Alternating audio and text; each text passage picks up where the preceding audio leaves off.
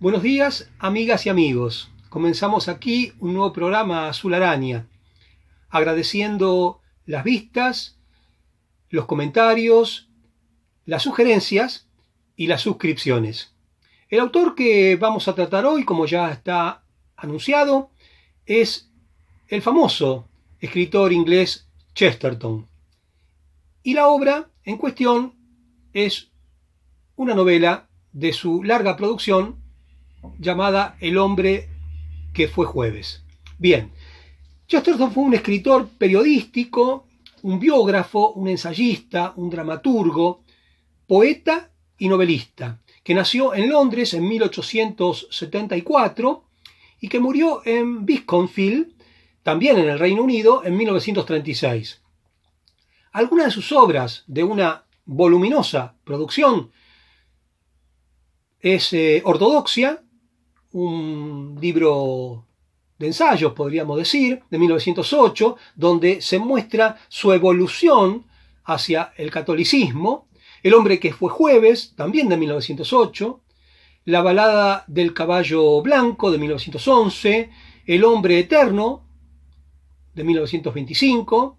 Los cuentos del padre Brown, que fueron publicados en distintas revistas entre 1910 y 1935 y después recopilados en 5 volúmenes, y biografías como la de Stevenson de 1927 y muchas otras como la de Santo Tomás de Aquino, Bernard Shaw, por ejemplo.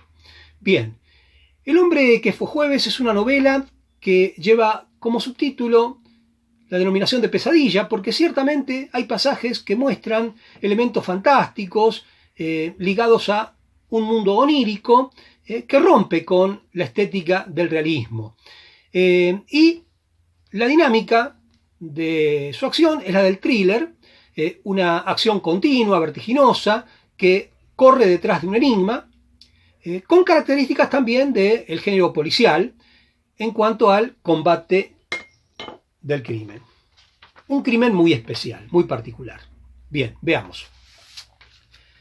¿Cree usted realmente, preguntó Symes, que es el protagonista de la novela, que haya una relación tan estrecha entre el crimen y el intelecto moderno? Usted no es un demócrata muy convencido, contestó el policía. Pero tenía usted razón hace un rato al decir que solíamos tratar a los criminales pobres con la mayor brutalidad. Le confieso a usted que algunas veces me canso de este oficio, considerando que, las más de las veces, se reduce a hacer la guerra a los ignorantes o a los desesperados. Por fortuna, el nuevo rumbo que ha tomado la policía es cosa muy distinta. Nosotros negamos esa afirmación de los snob ingleses, según la cual los iletrados son los criminales más peligrosos. Recordamos el caso de los emperadores romanos, recordamos a los grandes príncipes envenenadores del Renacimiento, y afirmamos que el criminal peligroso es el criminal culto, que hoy por hoy el más peligroso de los criminales es el filósofo moderno, que ha roto con todas las leyes. En comparación con él, los ladrones y los bígamos casi resultan de una perfecta moralidad, y mi corazón está con ellos. Por lo menos aceptan el ideal humano fundamental, si bien lo procuran por caminos equivocados. Los ladrones creen en la propiedad, y si procuran apropiársela, solo es por el excesivo amor que les inspira. Pero al filósofo la idea misma de la propiedad le disgusta, y quisiera destruir hasta la idea de posesión personal. Los bígamos creen en el matrimonio de otro modo. No se someterían a la formalidad solemne y ritual de la bigamia si no fuera por ello. Pero el filósofo desprecia el matrimonio. Los asesinos respetan la vida humana, sino que desean alcanzar una plenitud de vida propia a expensas de las vidas que consideran inferiores a la suya. Pero el filósofo odia la vida ya en sí mismo o en sus semejantes.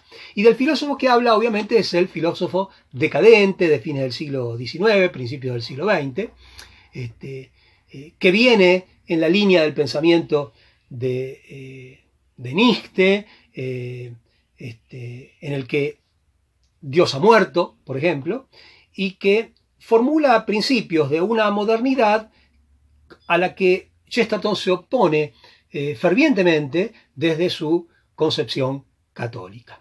Bien, El hombre que fue jueves, tiene todas las características de la literatura de Chesterton.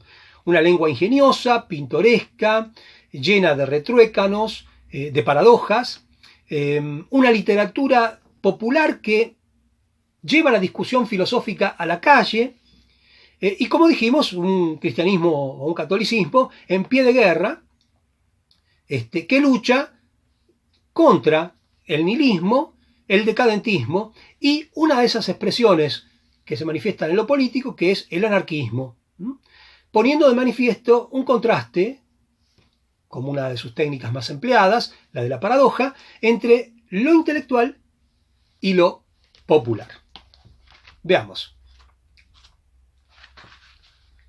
¿Qué quiere usted decir?, preguntó Syme. No es posible que dominen la tierra hasta este punto. Se está refiriendo a los anarquistas. Hay muchos obreros que no son anarquistas, y aun cuando todos lo fueran, las multitudes desorganizadas no pueden hacer frente a los modernos ejércitos de la policía.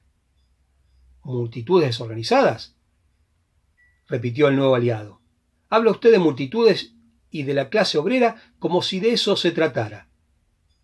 Participa usted, por lo visto, de esa estúpida teoría que pone en las clases pobres el origen del anarquismo. ¿Por qué ha de ser así? Los pobres han sido rebeldes, pero nunca anarquistas. Están más que nadie interesados en mantener un gobierno honrado. El pobre tiene profundas raíces en su tierra. El rico no. Puede un día tomar el yate y marcharse hasta la Nueva Guinea. El pobre ha protestado a veces contra el mal gobierno, pero el rico ha protestado siempre contra todo gobierno.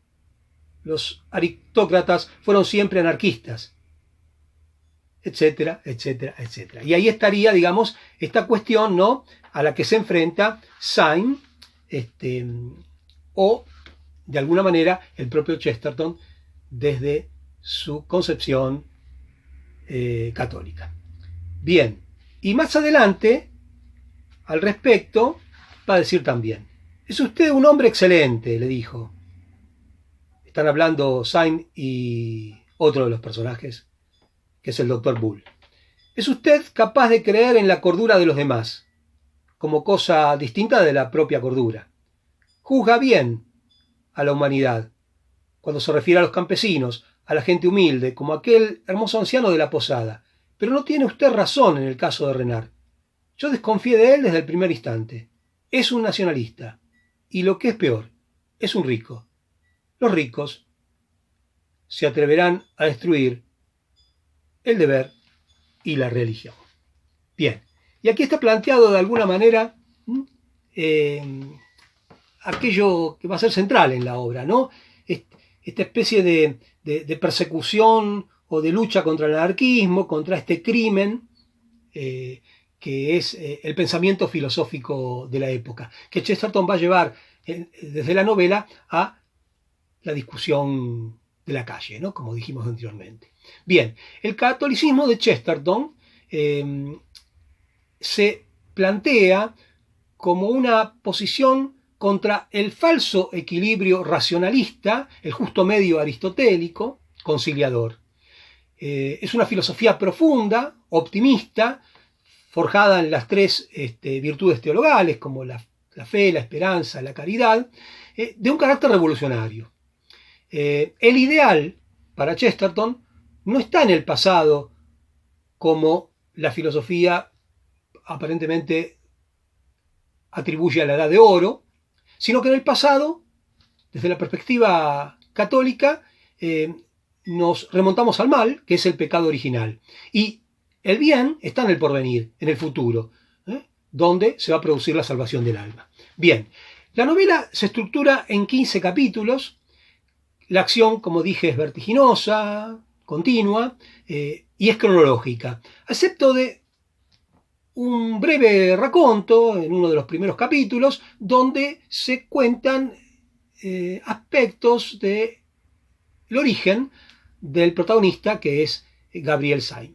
La novela comienza con dos poetas en conversación, Lucien Gregory, que es un anarquista de cabello pelirrojo, y Gabriel Syme, que es un policía de cabello rubio. Siempre están los contrastes, las diferencias en en la técnica de la paradoja empleada por Chesterton, que también hace al humor, ¿no? A la ironía, etc.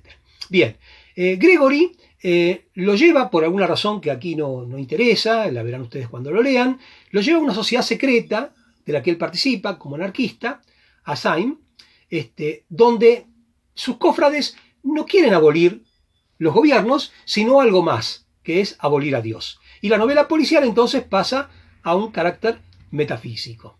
En esa organización se está por elegir un nuevo integrante por la vacante que se ha producido al deceso de quien ocupaba ese lugar, que es la de el hombre del día jueves. Bien, veamos. Le llamamos Domingo, contestó Gregory, hablando con Syme, ¿no? Explicándole. Vea usted, el Consejo Central Anarquista consta de 7 miembros, y cada uno recibe el nombre de un día de la semana. Al jefe le llamamos Domingo, y algunos de sus admiradores le llaman también Domingo de Sangre, como quien dice Domingo de Ramos. Y es curioso que me hable usted de eso, porque se da la coincidencia de que esta misma noche, que usted, por decirlo así, nos ha caído del cielo, la sección de Londres, que se reúne en esta sala, debe elegir un diputado para llenar una vacante del Consejo. Ha muerto súbitamente el que desempeñó por algún tiempo, con aplauso general, las funciones de jueves, y hemos convocado un mitin para esta noche con el fin de nombrar sucesor. Bien, Gregory piensa que ese nombrado va a ser él, pero por motivos que tampoco vienen al caso ahora, el nombrado va a ser Syme, como caído del cielo, fíjense la simbología, ¿no? O el Domingo de Sangre, como el Domingo de Ramos, todas referencias religiosas, y Syme va a ser elegido jueves, por eso el hombre que fue jueves, que titula la novela, convertido así en un héroe caballeresco, al modo de San Jorge en lucha contra el dragón. Como se acaba de decir, la cofradía tiene 7 integrantes, denominados con cada uno con el nombre de uno de los días de la semana, y el secretario va a ser el lunes, el polaco Gogol va a ser el martes, el marqués va a ser el miércoles, Syme, obviamente, va a ser el jueves. Fíjense, jueves, esta referencia también a Júpiter, ¿no? Este dios solar.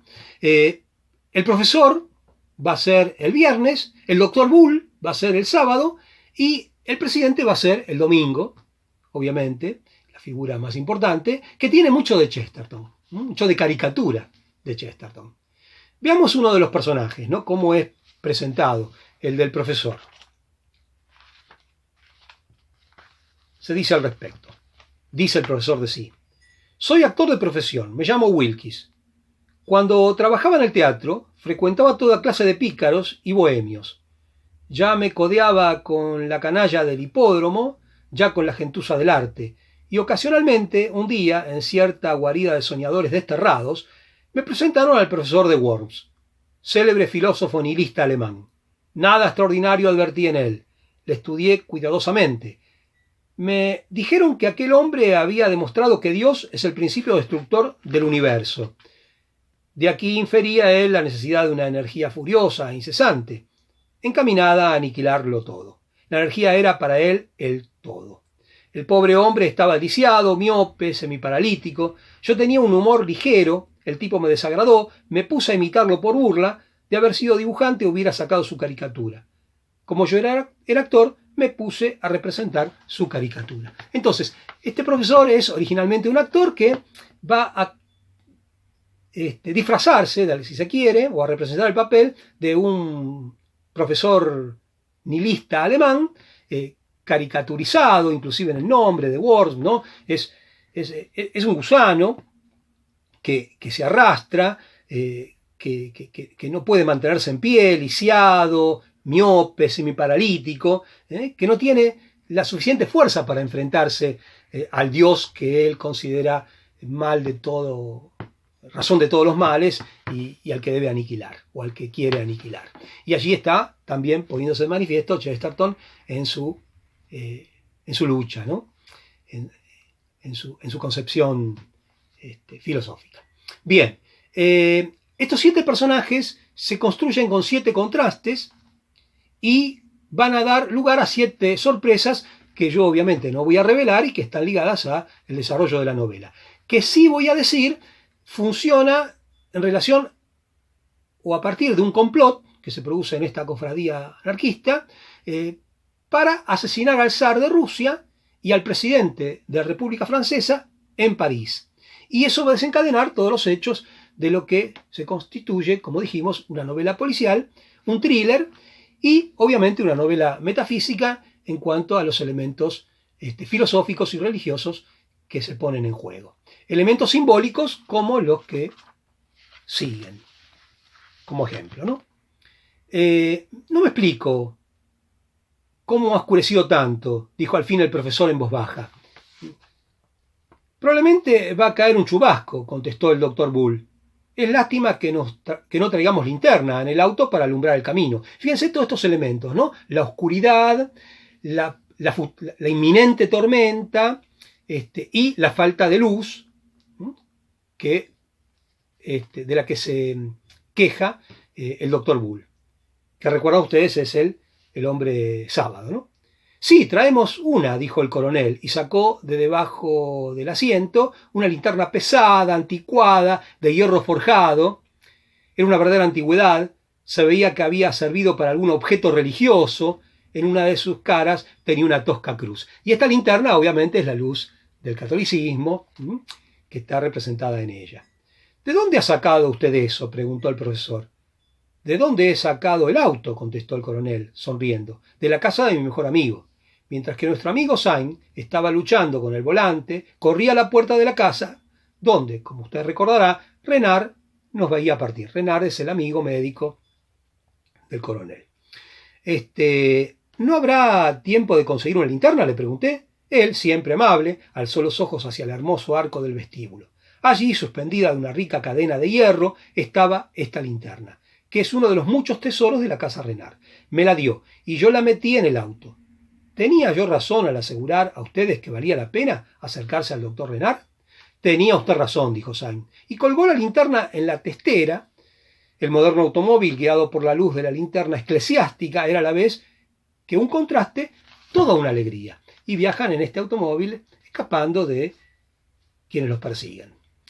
Estas luces alegran, se dice por allí,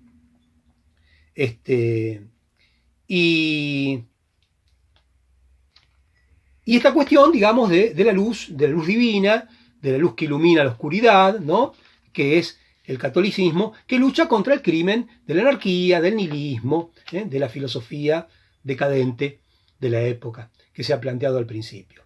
Bien.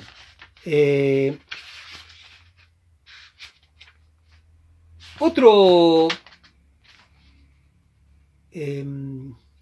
fragmento que es interesante referir nos habla de algún modo del sentido del mundo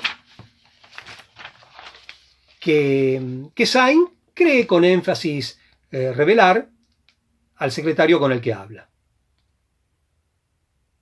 y al resto de los hermanos.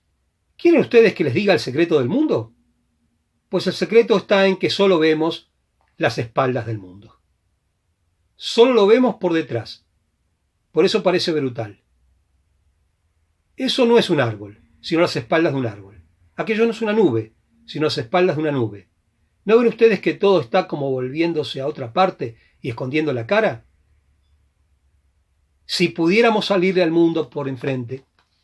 Bien, y acá de alguna manera se pone de manifiesto un símil de la filosofía platónica, ¿no?, la alegoría de la caverna, un mundo que no es el real, sino el de las apariencias, en este caso el de las espaldas y no la de su frente o de su cara. Bueno, espero que les haya gustado el programa, que lean esta hermosa novela, entretenida novela, graciosa y ocurrente novela del gran escritor inglés Chesterton, y que nos volvamos a ver en un nuevo encuentro, en una nueva emisión de Azul Araña.